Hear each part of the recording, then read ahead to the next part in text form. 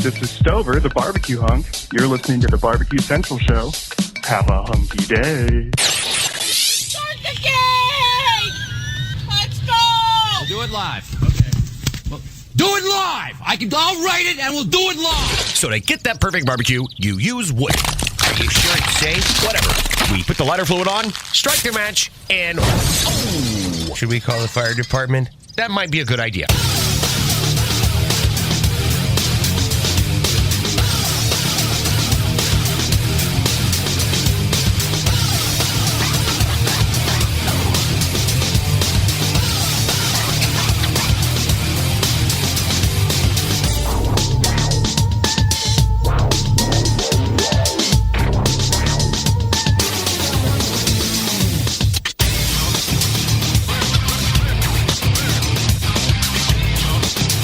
Hey, good evening and welcome to the really big Barbecue Central Show.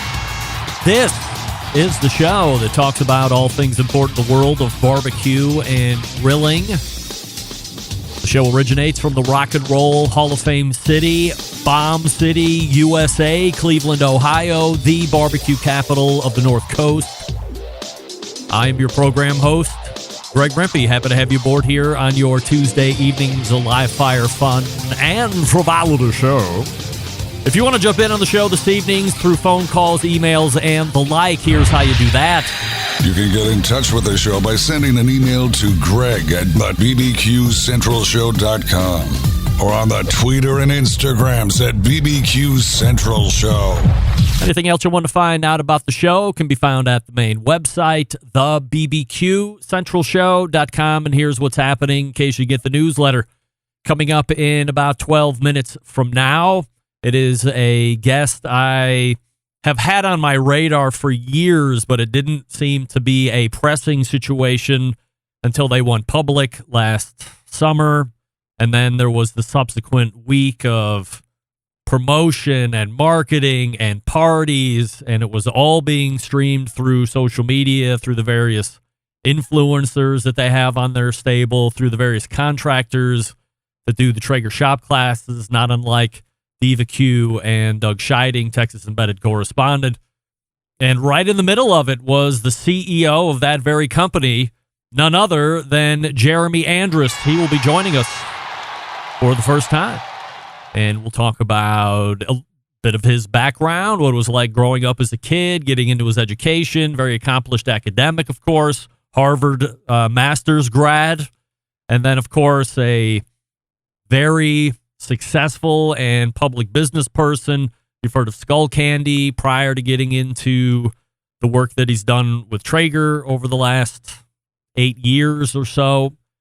And then, of course, there were positions previous to that, but we're not going to dig too far back into there because we just don't have all kinds of time. Very busy man, and appreciate the fact that he is going to be hanging out not only in the 14 past the first hour segment, but we'll hold him over after a break and convert him into the 35 minutes past the hour segment as well. So 2 full interview segments with Jeremy Andrus, CEO of Traeger Grills. And that will be happening in about 10 or 11 minutes from now. We will also be asking very pertinent questions that are happening to Traeger present day. We'll talk about business. We'll talk about new products. We'll talk about how they are really pressing the envelope and dominating when it comes to marketing and the thoughts behind that, how they do it, who they're reaching out to, all the fun stuff. And then we'll ask the really tough questions right at the end, so we don't make anybody mad, or we can at least jump off the bridge right at that point at the very end. That's how we do it here on this show, because we are courageous, as Daniel Vaughn said. We are courageous. We will be. And that will do it for the first hour. Then we will move to the second hour. While I was lining up 2 guests in the second hour, we had to reschedule a little bit, which is fine, because I want to have all of the ends covered when it comes to sound, fidelity, and audio. So we will reschedule who was going to be at 10:14.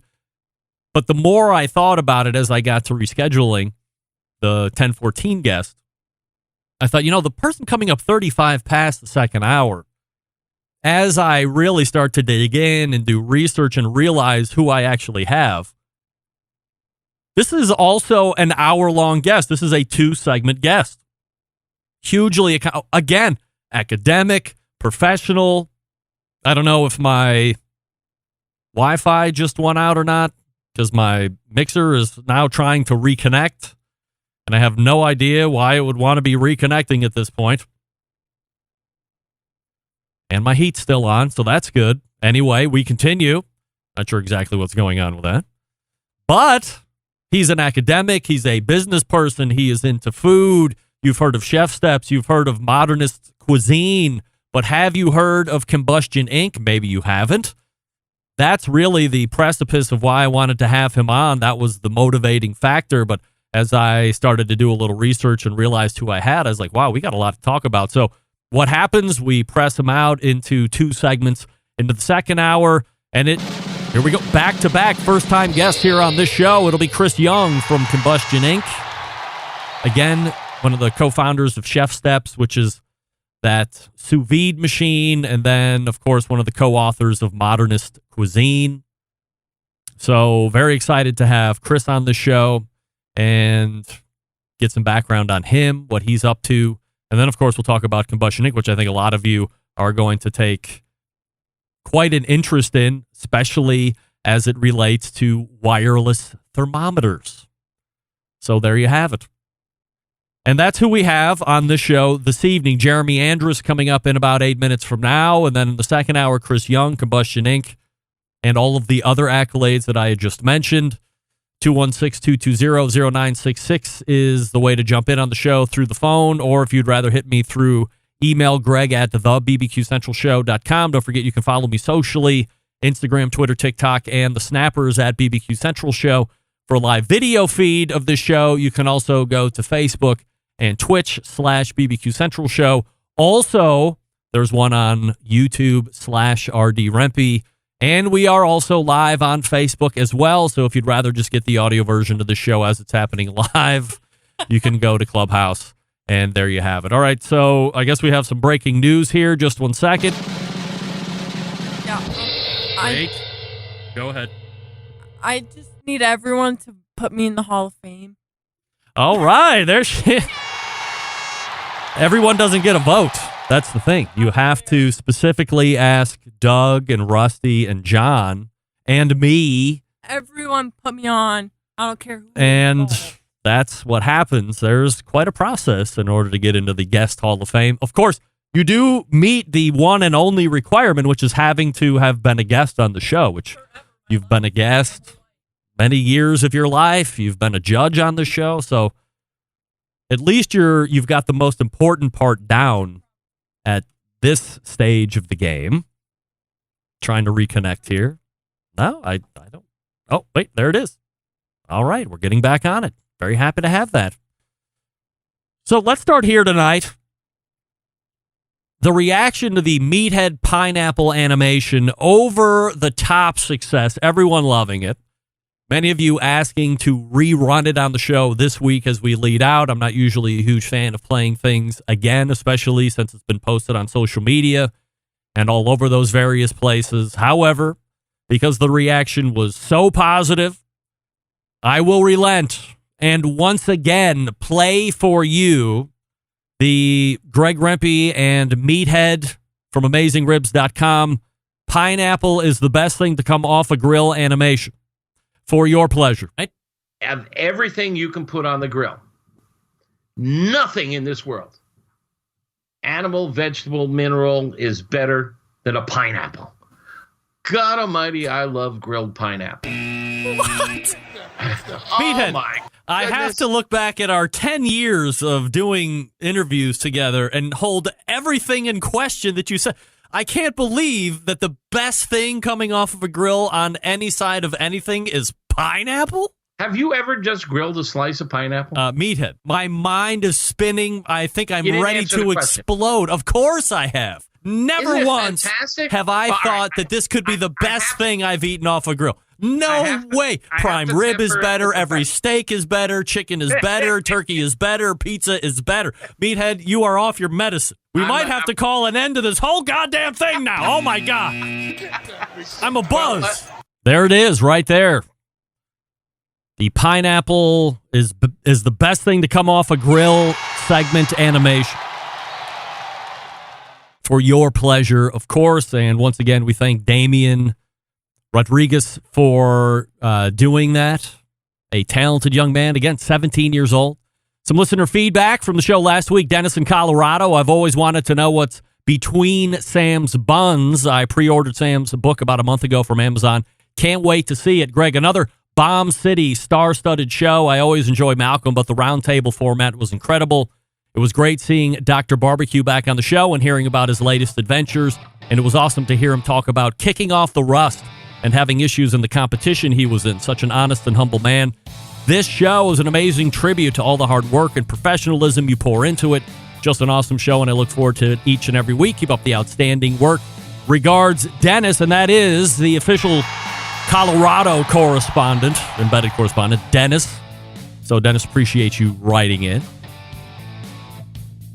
Madwood Barbecue loves grilled pineapple as well in the instant chat. So, if you are also a fan of grilled pineapple, you should let me know. Why not?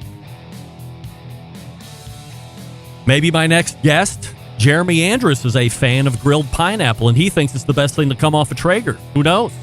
Let me talk to you quickly about Big Papa Smokers, the one-stop online shop for all things barbecue. A curated selection of only the best outdoor cooking and grilling supplies. Get you on the path to better barbecue results in no time. Everything at Big Papa Smokers has been Pitmaster approved by Sterling Big Papa Ball himself, from the award-winning rubs and sauces to the American-made grills and smokers. Big Papa's has something for everybody and every kind of cook. Known for the championship rubs and seasonings, popular flavors like Sweet Money, Cattle Prod, Cash Cow, all proven winners on the competition circuit. And in backyards, offering 13 perfectly balanced flavors that will transform ordinary meals into extraordinary. Big Papa's also the proud owner of the award-winning Granny's Barbecue Sauce. If you're looking for a new go-to sauce that will please everybody, Granny's traditional yet powerful flavors remind us of why we fell in love with barbecue in the first place. And aside from the premium selection of rubs and sauces, they're selling cookers, and the very best ones at that. If you're looking for a versatile smoker that's easy to use, check out that Mac 2-Star General Pellet Cooker. Big Papa Smokers, the exclusive Mac dealer, even offering special packages. Not a fan of pellet smokers? Take a look at that Old Hickory Ace BP, the only charcoal smoker the Big Papa trusts on his competition trailer. If you're not sure of what grill you need, give them a call. Ask questions. Why not? 877-828-0727. That's 877-828-0727. Or shop their website at bigpapasmokers.com. That's BIGPOPPA smokers.com. We are looking for Jeremy Andrus from Traeger Grills. Hopefully we'll have him here on the other side. So you stick around and we'll be right back. You're listening to the #1 most downloaded barbecue and grilling podcast anywhere. The Barbecue Central Show.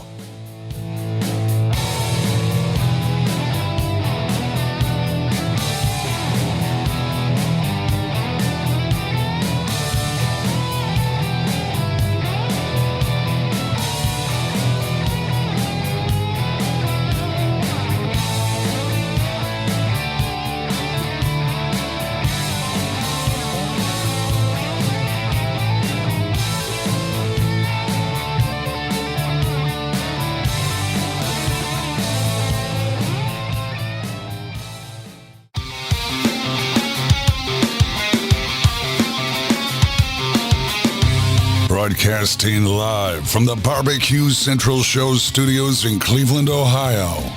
You're listening to the Barbecue Central Show. Once again, here's your host, Greg Rempe. All right, welcome back. This portion of the show is being brought to you by the Barbecue Guru, creators of automatic pit temperature control technology, sellers of ceramic cookers with built-in power draft fans, and accessories to make your barbecue and grilling life easier. Visit bbqguru.com for more information or give them a call at 800-288-GURU. The Barbecue Guru continues to be a breakthrough in barbecue technology. So make sure you're checking them out as well. We are out to Jeremy Andrus, CEO of Traeger. And I don't see him on my... Actually, there is no doubt that the most recognizable name in the world of pellet cookers is Traeger, the original pellet cooker, and has evolved into a brand that seemingly anyone with any interest in live fire cooking either has owned or at least knows about. But it wasn't always like that. In fact, there were a number of years where the name had a little different ring to it altogether. However, my next guest set out to change all of that when he took it over in 2014. And we'll talk about all of that and more here over the next two segments. So we race to the hotline and welcome in first-timer to the show, CEO of Traeger Grills, Jeremy Andrus, joining me. Hey, Jeremy. How you doing? I am doing absolutely fabulous and appreciate you making the time here this evening to sit on the Barbecue Central show, talk Traeger, talk background, all that good stuff. So we do have a lot of cooker and business stuff to talk about here during the course of the hour, Jeremy, but let's roll it back a little bit. I don't know if everybody has a full understanding of your background. And really, let's dial it all the way back. So what was it like growing up as a kid? What were you into, and where did you grow up? Boy, you want to go all the way back. We're dialing it back. Let's do it. You know what? I would say, first of all, grew up all over the place, but my most formative years were in the Midwest. Grew up in a small town in Minnesota called Plymouth. And learned a lot, sort of lower middle class family. Got a paper route at 7 years old, bought a lawnmower at 8, mowed lawns, delivered paper, sold stuff door to door. And, just kid trying to pay for his Nike shoes. I'm a big fan of Gary Vaynerchuk, and hearing his story, he mentions that from a very young age, he was into business, lemonade stands, trading cards. Here you are mowing lawns. Do you think when you look at some of your peers, some of the successful folks in business, even from that really young age, they were looking to grind? Absolutely. It's interesting. There's no question there's a component of DNA of nature, but there's nurture as well. And I was in a circumstance where I needed to work if I wanted to have extra spending money. But more than that, I was always fascinated by capitalism and the ability to build something. And I remember once having an hourly wage job and just like going home day after day saying, I'm making like $5 an hour and I'm working so hard. This doesn't feel right. And so no question. I mean, I think about my fellow entrepreneurs, my peers. They were always starting something and looking for a way to make a buck. And I think there's this element of sort of not just grit and determination, but this willingness to innovate and be scrappy and find a better way to do things. Jeremy Andrus joining us here on the show, the website Traeger.com. You can find them socially at Traeger Grills.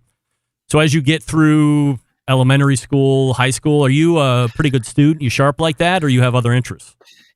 You know what? I was not up through junior high school.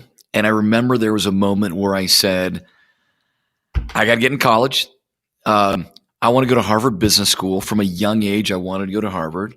And that's actually not very typical of entrepreneurs, but it's sort of an aspiration of mine. And I got to high school and said, this is it. This is real life. And I did start to get good grades. And, less so because I was fascinated by learning or academics, but more so because I believe that was the beginning of my career. So I'm going to ask this question, and there's a follow-up question to this. Are you a Mormon? I am.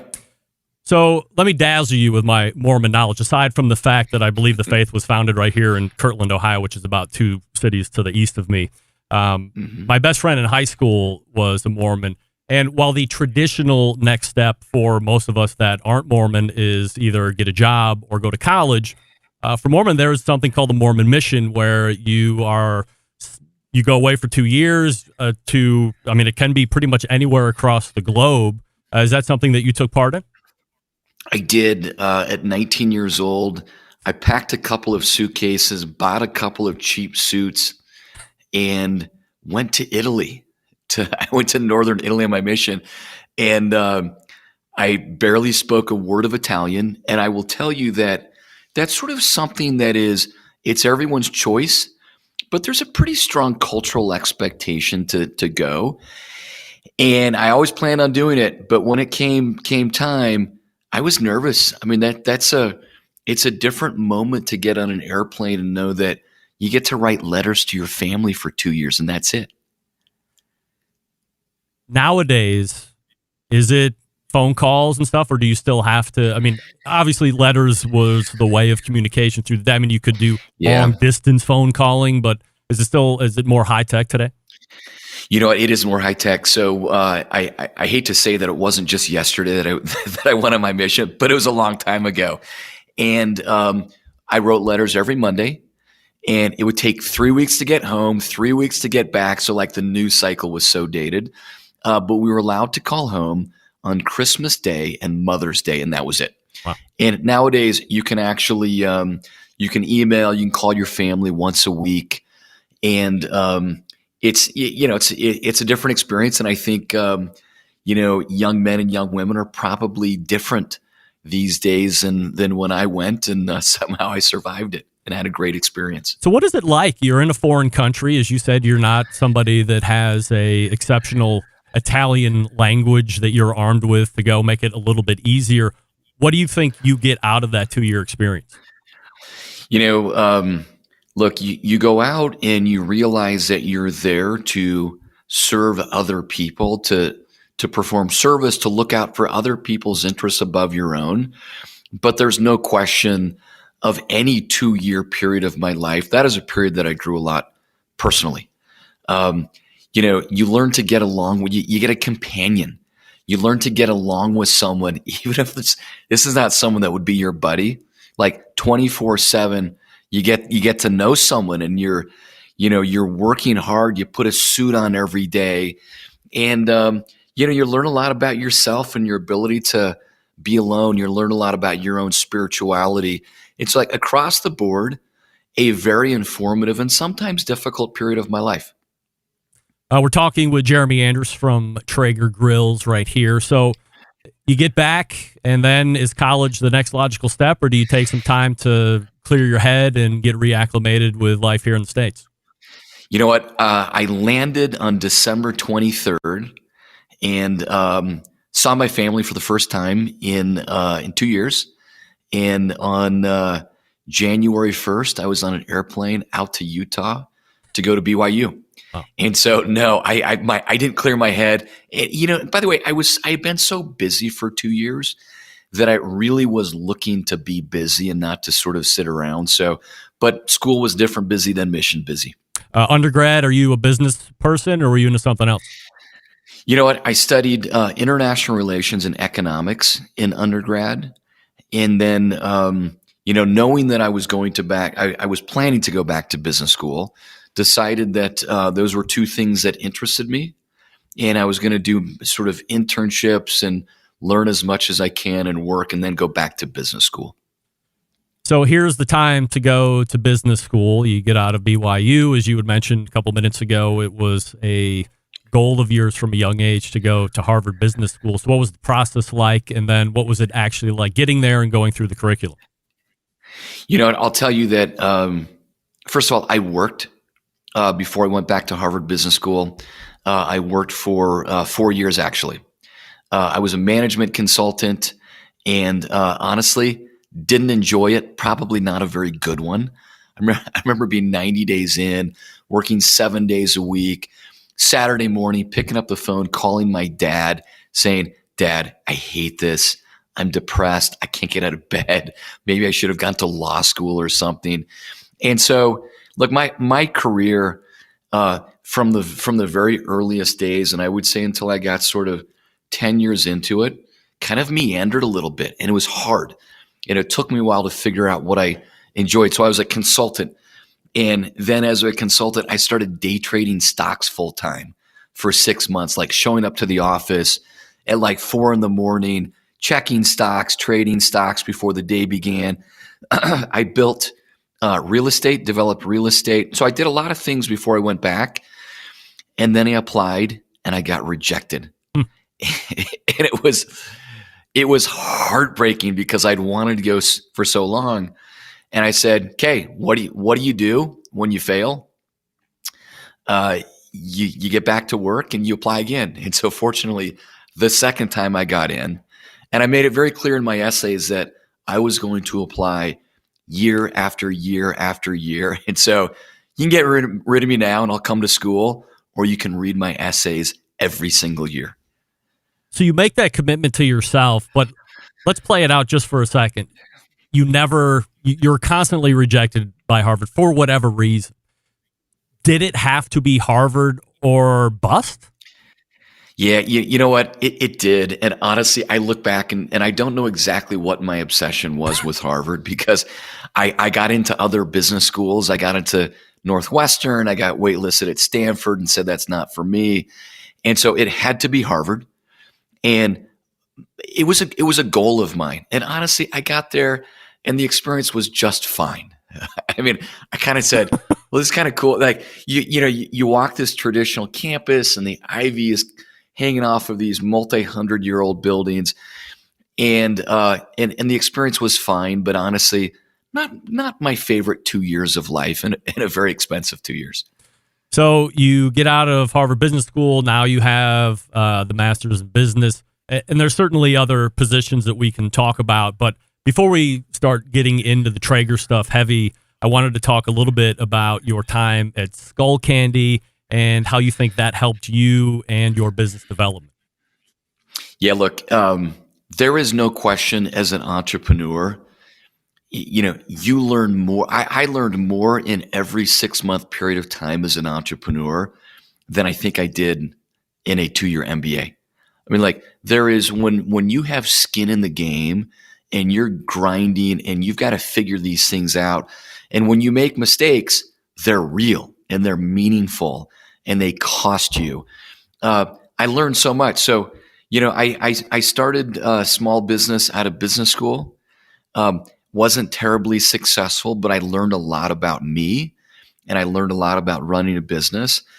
And I eventually found myself partnered with my co-founder of Skull Candy, and honestly didn't know that much about consumer electronics, about manufacturing. I was passionate about being an entrepreneur, and I really loved brand and consumer.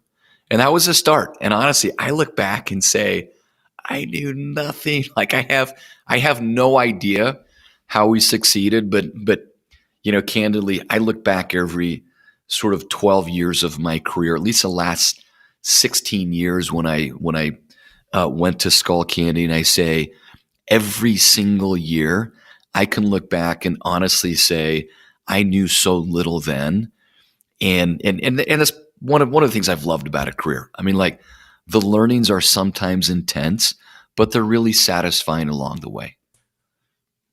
We could dig deep into Skull Candy. Let me ask you this question. If Beats never becomes a thing, is Skull Candy the Beats of the day then? Oh boy. You've asked a very sensitive question, and this is funny because my assistant said, I've got headphones for you. And turns out they were Beats headphones. And I said, Jordan, I can't wear those. And she said, it's all I've got. So right now, you can't see the tape over that B because I refuse to wear them publicly. And look what I just did.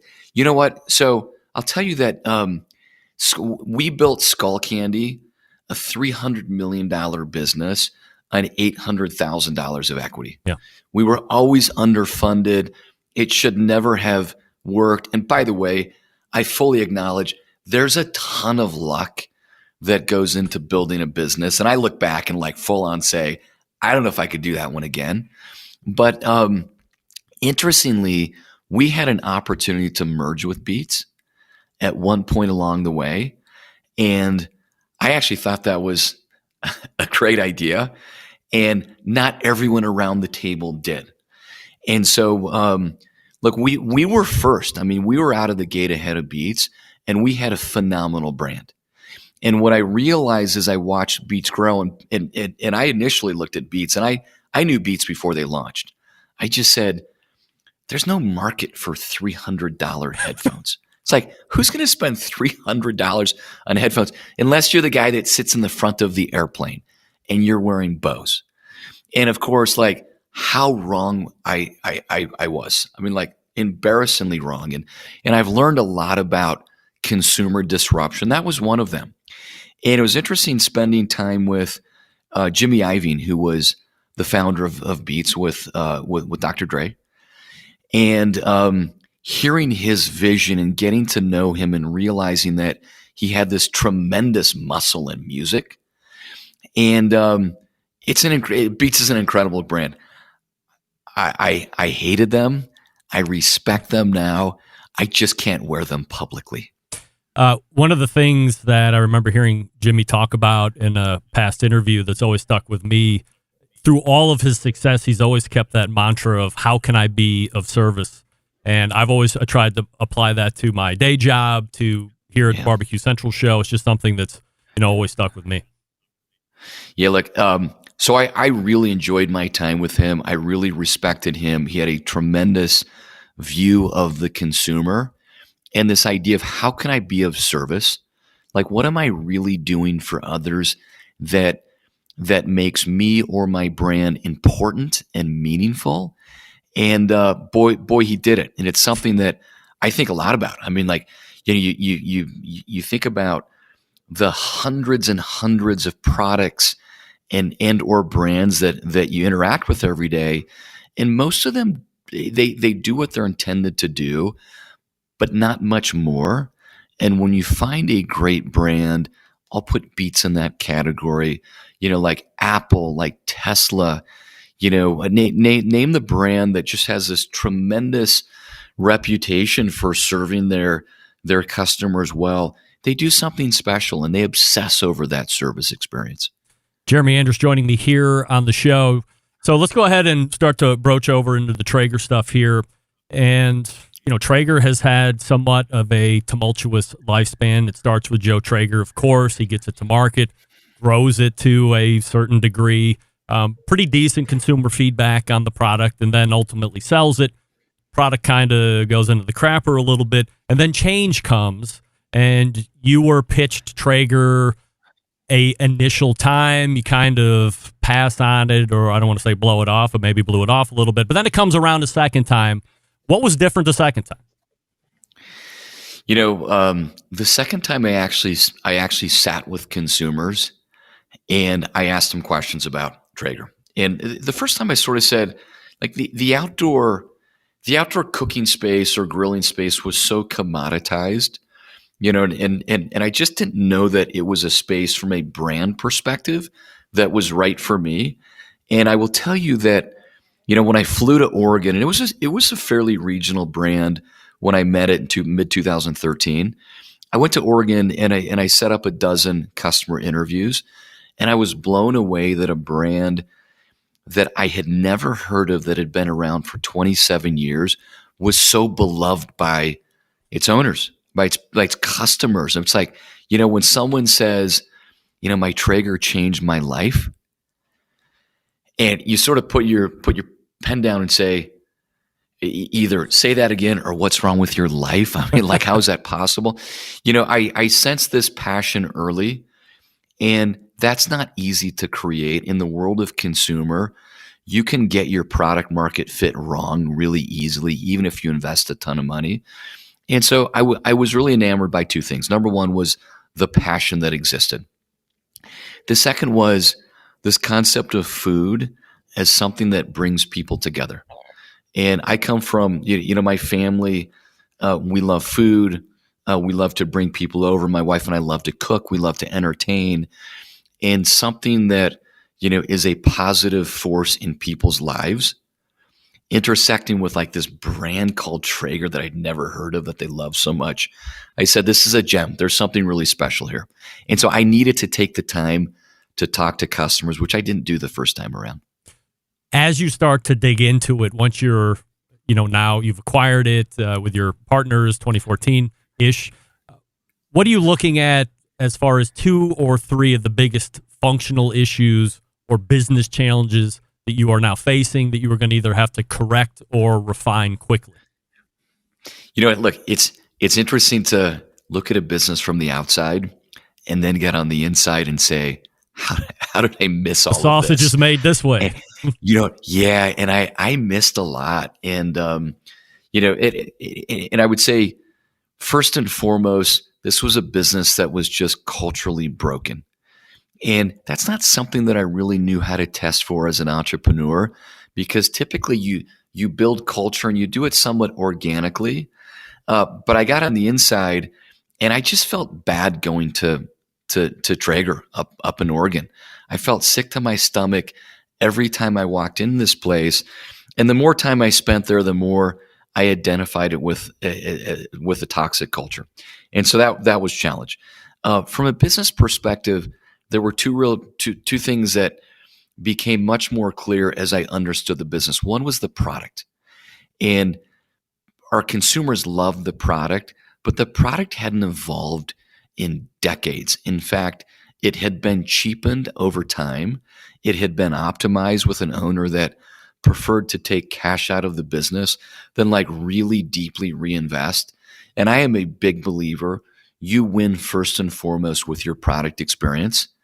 And if you don't lead with a great experience in some component of innovation, you just compete on price over time. The second was that, the quality of the team was just not there. It was sort of, there were second generation members of families. And it was kind of like, it was this old business that served a purpose, which was make payroll, but there was no real aspiration to build something like really, really big and disruptive.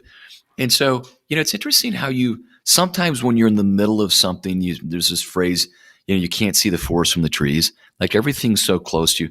These people didn't really know what they had. And I came from the outside and said, guys, this thing is magical. Like, do you know what your consumers are saying about this? And so, sort of team, product, culture, these are the three things that I said. We can enable the business a lot of different ways, but we lead with people, and that's team and culture, and we lead with a really unique product experience. Jeremy Andrus, it took a while to get there. No doubt. Jeremy Andrus joining us here on the show. Jeremy, can I hold you up just for 1 second, do a read, and we'll come back and finish up here? Sure.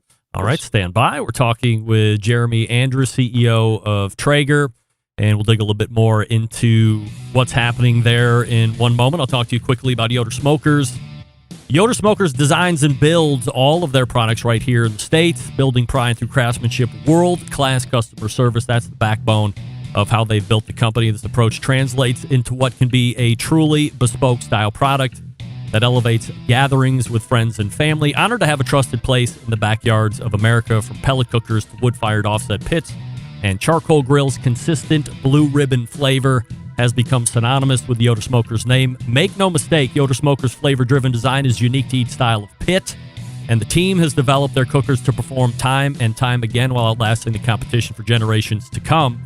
It's this generational thought that's rooted in the handmade products and defines the integrity of the core values. American-made quality and endless flavor are the benchmarks of Yoder Smokers. And as I have been updating you over the last couple weeks, I'm happy to say that friend of show and executive producer of the Howard Stern Show, Jason Kaplan, and my pal just armed up with the YS640. So congratulations to Jay, adding to the barbecue family out there. He's got a Lang and a couple other cookers as well. So looking forward to the feedback on that. If you're interested, hit the website, yodersmokers.com, and grab yours today, or check out what they're offering. That's yodersmokers.com. We're back with more Jeremy Andrus right after this. Stick around. We'll be right back. You're listening to the #1 most downloaded barbecue and grilling podcast anywhere. The Barbecue Central Show. Howard Stern, Jim Rome, Dan Patrick, and Greg Rempe. The Mountain Rushmore of talk show entertainment. Now, let's get back to the Barbecue Central Show. And this portion being brought to you by cookinpellets.com, your #1 source for quality wood pellets for all of your pellet-driven cookers. Visit cookinpellets.com for more information, or to purchase, or to see what other products they have to add a little bit more flavor to what you're doing out there. It's Chris Becker and the gang over there at Cookin' Pellets, and we are rejoined by CEO of Traeger Grills, Jeremy Andrus. Jeremy, appreciate you hanging with me through the break there. So, Traeger marketing, very powerful. Would you classify Traeger customers as fans, or is it more cult-like in the best ways possible? I got to tell you, cult was one of the words I used early on, and people can use that word for good and for bad. But I will tell you, cult sort of turned into community, and it's something that I think every great brand aspires to create, and that's a sense of community where you effectively you self-identify and you organize around your passion for something. And so there's a community out there that I think is absolutely passionate, and I felt it no more than since the pandemic hit, and like this need for community and support and gathering around food, whether it's physical or virtual. It's been awesome to watch. Traditionally, the market associated with influencers has been middle-aged white dudes in the barbecue world. But if you look through the Traeger stable of influencers these days, there's a lot of diversity. Have you noticed a shift in who's buying and using these grills, or is Traeger trying to do a better job of marketing outside of that historic audience? Actually, we are seeing a shift. We're seeing, certainly a shift from an age perspective. We're seeing our consumers as being younger, finding this passion earlier. We're seeing, much more inclusion from an ethnic perspective. From a gender perspective, outdoor cooking tends to be a fairly male activity, but women fall in love with Traeger, and sometimes it's pure barbecue, and other times it serves a different purpose. And so, for us, it's I think even less about marketing and more about sort of mission and purpose of Traeger. Our mission is to bring people together to create a more flavorful world, and we believe that that's around inclusivity. It's like inviting anyone to sit down at your table, share a meal that you've thoughtfully created for them, and make new friends. And that's our mission. Traeger appears to be attempting to capture every part of that live fire experience that can be had by a consumer. For instance, clothing. There were sweatpants that I saw get released a couple weeks ago. On top of that, there are all-inclusive meal boxes that have all of the meats, all of the side dishes. You just have to put them on the Traeger, and then you can enjoy that Traeger meal. How quickly do you can an idea or axe the idea if it's not performing as hoped?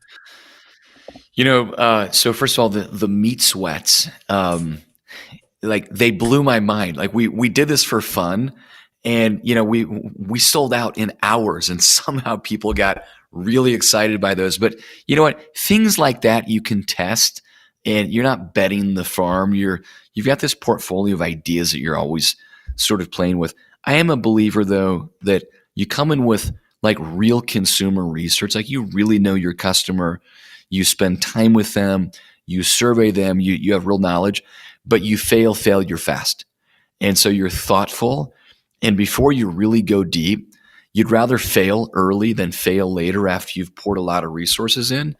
And so I am a believer of like this portfolio of ideas and risk, and you're pressure testing them.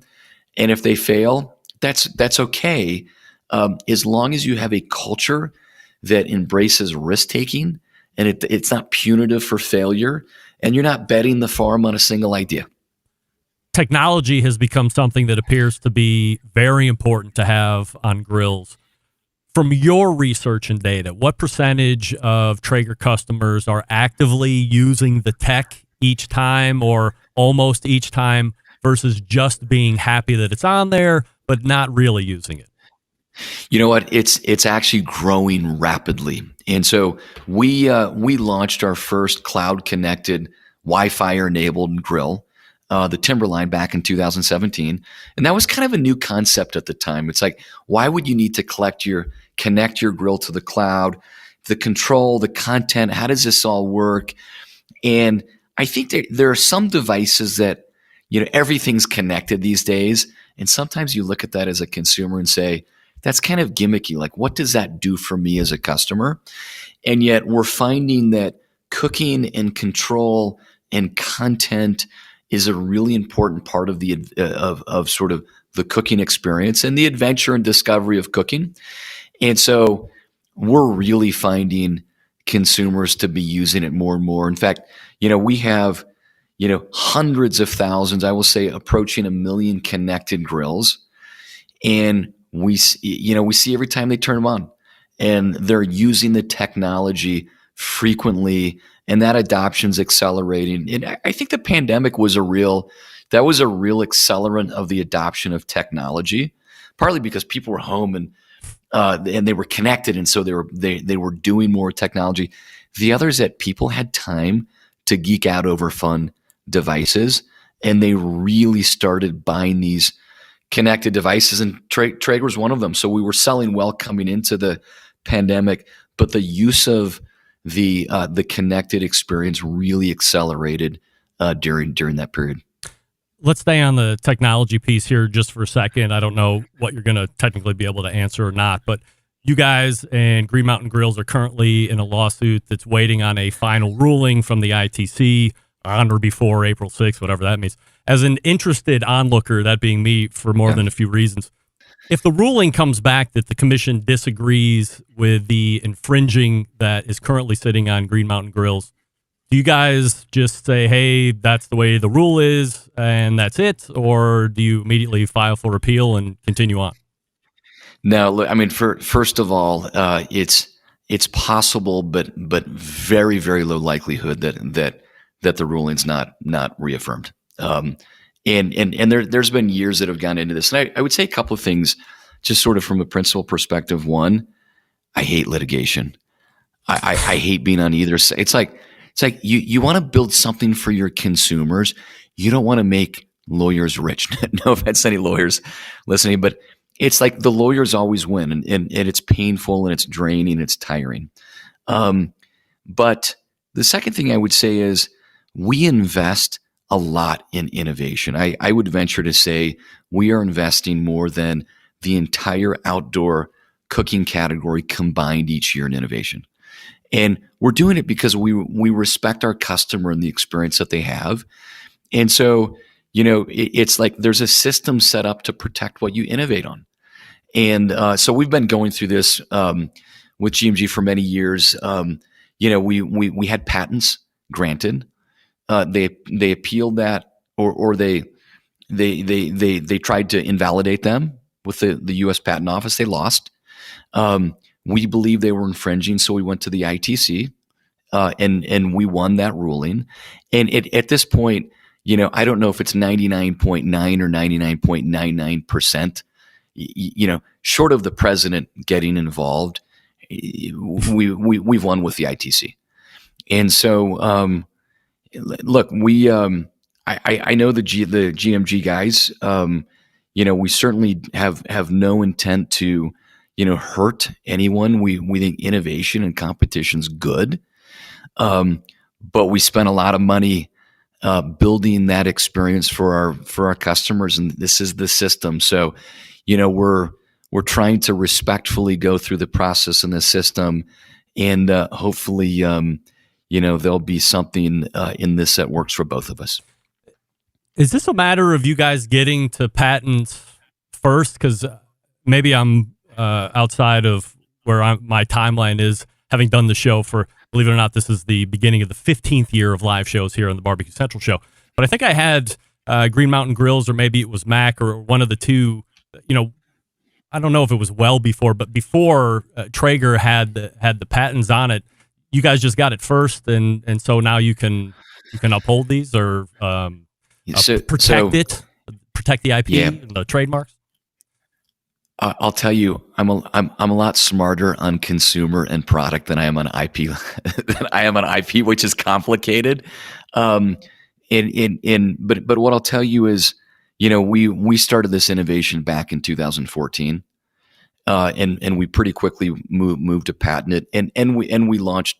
We not only patented first, but we launched the first product, and there's no indication, other than the fact that we were first with the idea. I'll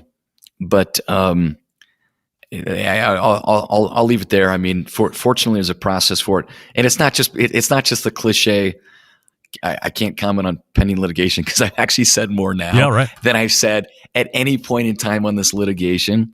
But it's complicated, and unfortunately, it is complicated.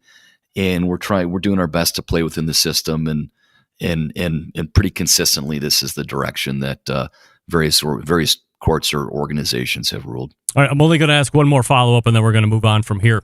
Assuming you're correct, everything's upheld. I am to understand that there could be a penalty the GMG is going to have to pay on their end if it's not overturned for some reason. That could put them out of business. Outside of that, for anybody else that has, I guess, similar technology that isn't patented, Weber has something, but they said a couple weeks ago that their stuff is already patented. Is this something that other companies that are in this space that don't have patented technology could also have happen to them? Yeah, look, this is probably where my general counsel is going to reach through the laptop and say, not another word. I'll just say that, look, we're going to be accommodating and working with GMG as we've offered to do in the past. And, we want to be a good player in the industry. And there are certainly some other technologies that will be patented that aren't ours. And we will respectfully, access IP where we're able to. We've got a dozen patents in this space, and we think they're important, and we'd love to see a rising tide, but we'll certainly protect the IP that we've invested in. Jeremy Andrus joining us here on the show, CEO of Traeger Grills. Last August, Traeger is going public. You heard rumblings about it. All of a sudden you hear, well, now Weber's going to be going public too. And it seemed like all of a sudden we have a 100-meter dash between Traeger and Weber to get to public offering first. You're there a week before they are. And man, oh man, huge fanfare. In my estimation, and believe me, I'm as dumb as it comes to investing and Wall Street and all this other stuff. But there was so much hoopla and marketing in a good way, by the way. And then through that week, and you have your influencers are carrying it all. You have this big culminating party out there at Traeger headquarters, and there's a huge happening over there as well. You're cresting at 10 days in, $32 a share almost. And then here we are, first part of 2022, and we just crested back at $10. I think we closed at $10.06 a share. Today it was, $9 or so for quite a while there. And you're way smarter than this than me. What do we attribute to where we're sitting at today, and why would I not want to be crapping my drawers? So, there's a lot there. I'll first of all say it is kind of interesting. I mean, let's say we're a 35-year-old brand, and I'm going to guess Weber's 70, 75 years old. Like, how do we go public a week apart? So I can honestly say I had no idea that Weber was going public until we were three months down the road with that. I don't know if anybody knows Weber's still public. I mean, that's how much they didn't cover it and how bad it was, in my estimation. Yeah. You know what? I will. So we approach the world very differently than Weber, and I view that as a good thing.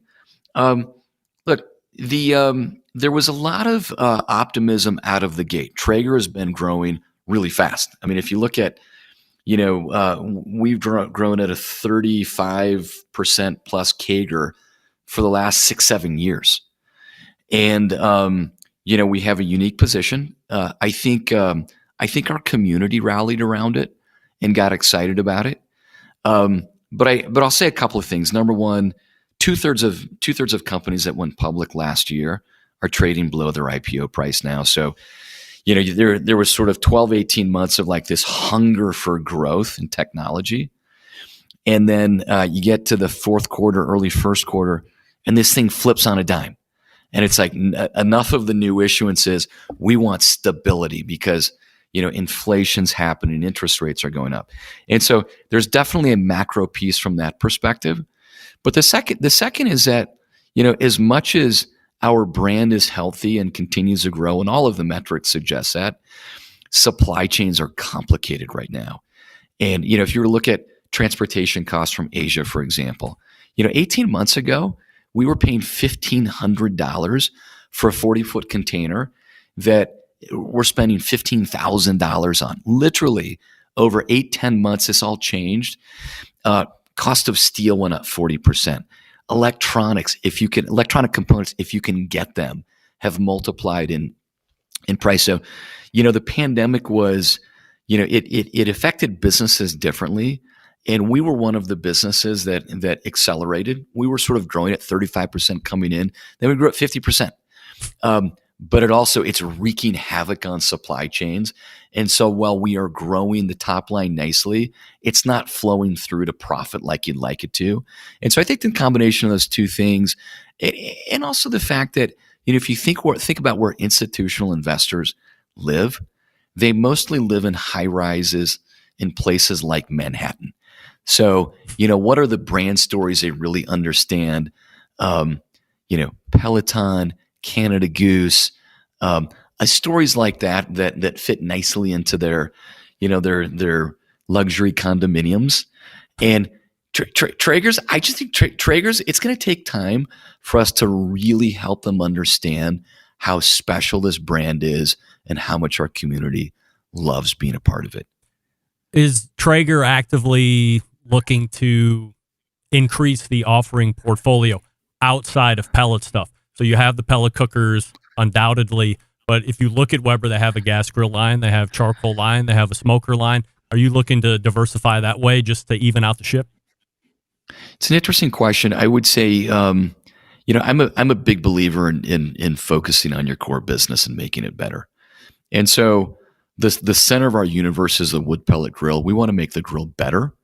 We want to improve the experience. And it happens both with the innovation that sits in the grill, but how you create these modular accessories and offerings that really understand food from, the moment you decide to cook through your ingredient procurement, all of the digital content that makes it better. And so, might we introduce other modalities, possibly to complement the wood pellet grill, but we're pretty one-track minded. Like we think this is the best possible solution. Now, I understand that there may be other solutions that you could use in complement or on a different night, but we think it is the best home cooking device out there, and we want to make it better.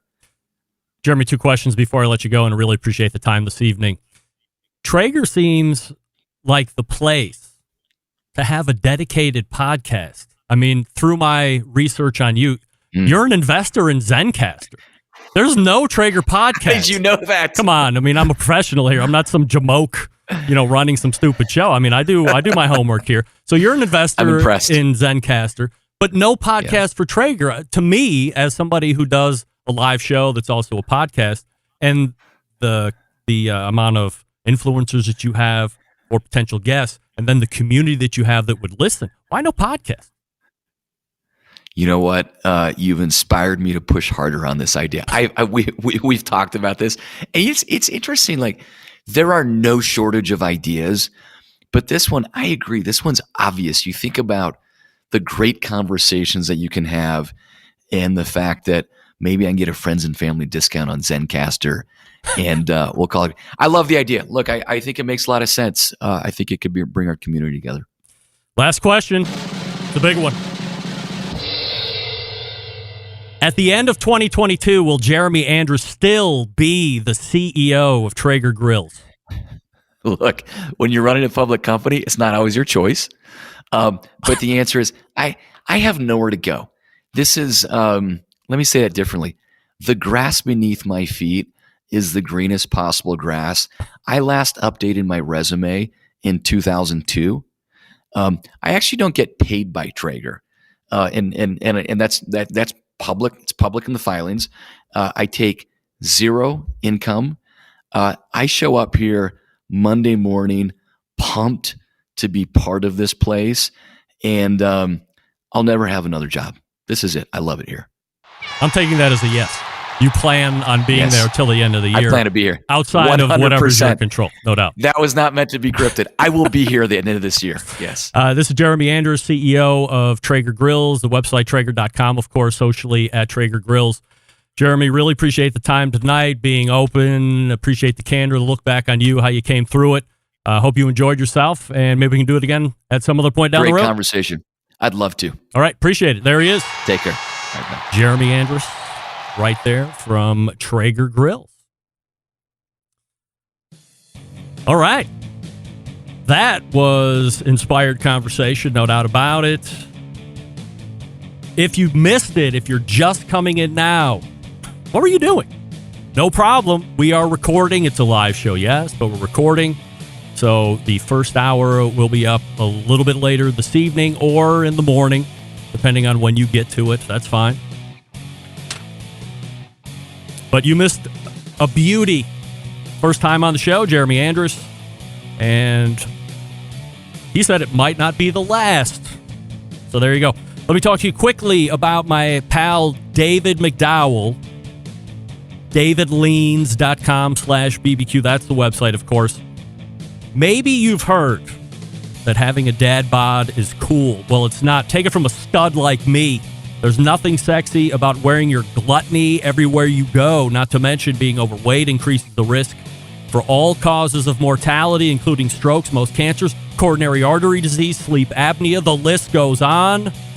Luckily, thanks to my pal, friend of the show, backyard barbecue enthusiast, and men's health and wellness coach, David McDowell, you can eat barbecue all year round and still lose the fat. With David, you have an assistant around the clock. He's just a text message, an iMessage, a WhatsApp message, or an email away. He's also available for FaceTime, Zoom, WhatsApp, video chat whenever you need him, even on short notice. Can you believe that some coaches are charging up to $500 a month for a canned diet plan, 1 to 2 check-ins a month? Forget it. Partnering with David allows you to access a resource who's available effectively 24/7.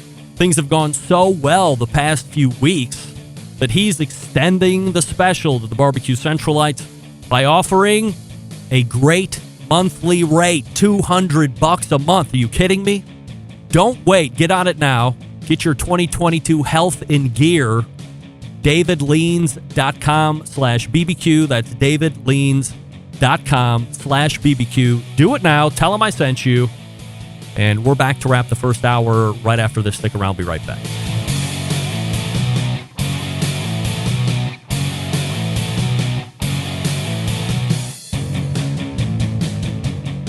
Continuing to produce incredibly mediocre content in an exceptionally professional way. You're listening and watching the Barbecue Central Show. Once again, here's your host, Greg Rempe. All right, welcome back. This portion of the show is being brought to you by Fireboard 2, Fireboard 2 Drive, Fireboard 2 Pro, and Fireboard 2 Spark.